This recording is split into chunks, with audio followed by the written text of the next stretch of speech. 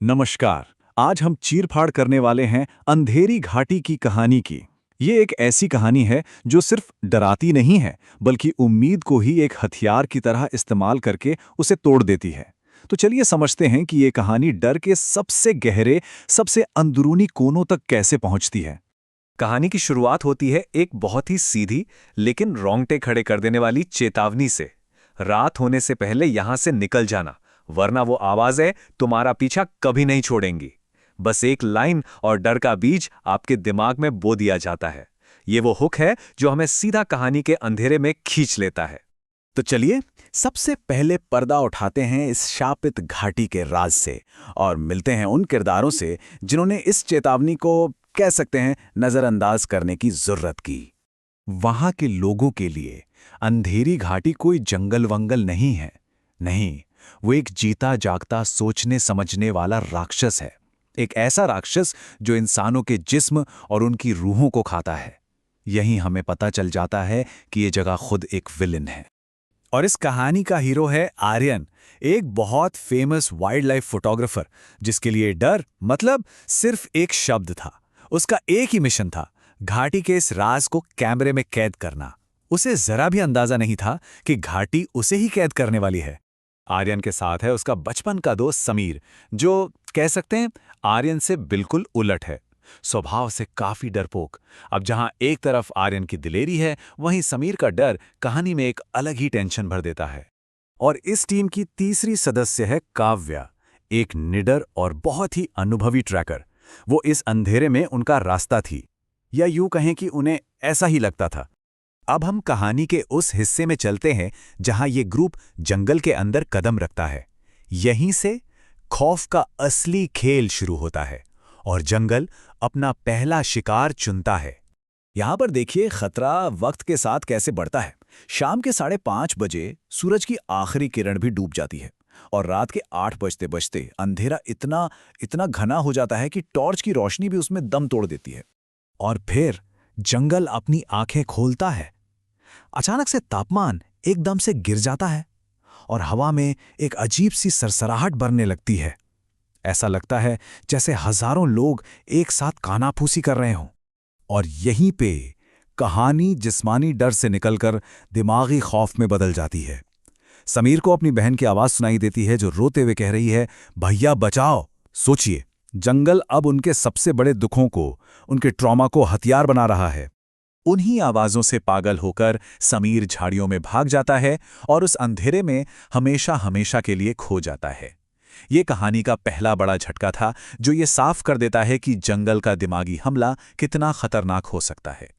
समीर तो गया, लेकिन कानाफूसी का दौर अब खत्म हो चुका था। अब बारी थी आर्यन और काव्या की, उस असली राक्षस से सामना करने की जो सिर्फ उनके दिमाग में नहीं बल्कि ठीक उनके सामने खड़ा था। रास्ता भटकने के बाद उन्हें एक टूटी फूटी वीरान झोपड़ी मिलती है। अब सवाल यह है कि उस झोपड़ी के अंदर क्या था। ये सवाल ही मन में एक अजीब सी सिहरन पैदा कर देता है ना। झोपड़ी के पास पहुंचते ही जो पहली चीज उन्हें महसूस हुई वो थी सड़ते हुए गोश्त की एक ना बर्दाश्त होने वाली बदबू। ये एक बहुत ही बुरा, बहुत ही खराब इशारा था। और फिर अंधेरे में उनकी नज़र एक पुरानी लकड़ी की कुर्सी पर पड़ती है जो अपने आप धीरे धीरे झूल रही थी, जैसे कोई या कुछ उनका इंतजार कर रहा हो। और आखिर में उन्हें कोने में समीर बैठा हुआ दिखता है। उसकी पीठ उनकी तरफ थी, लेकिन जब वो पलटता है तो उसकी आंखें आंखें थी ही नहीं, सिर्फ 2 खाली काले गड्ढे।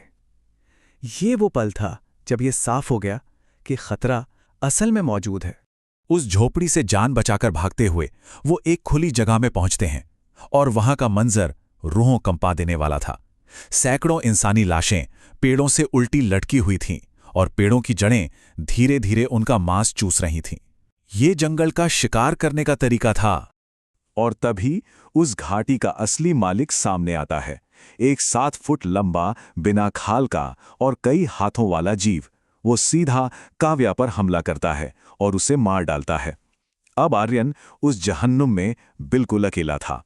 अब हम कहानी के उस मोड़ पर पहुंचते हैं जहां एक पल के लिए लगता है कि हीरो पलटवार करेगा और शायद जीत भी जाएगा, पर ये सिर्फ एक छोटी उम्मीद का पल था।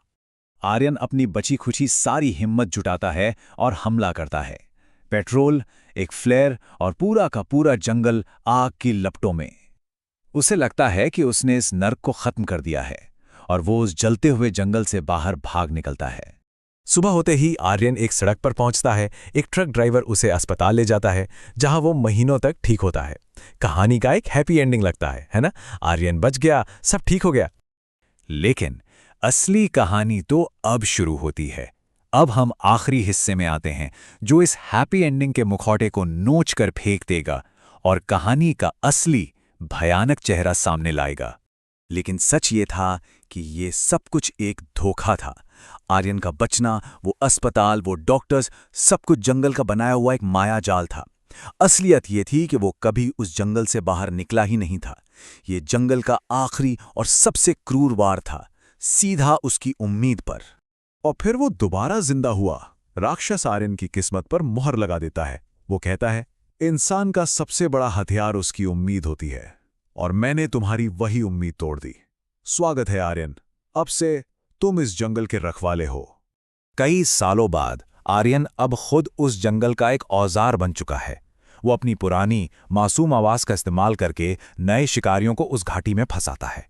मतलब जिस बुराई से वो लड़ने गया था, आखिर में वो खुद उसी का हिस्सा बन गया।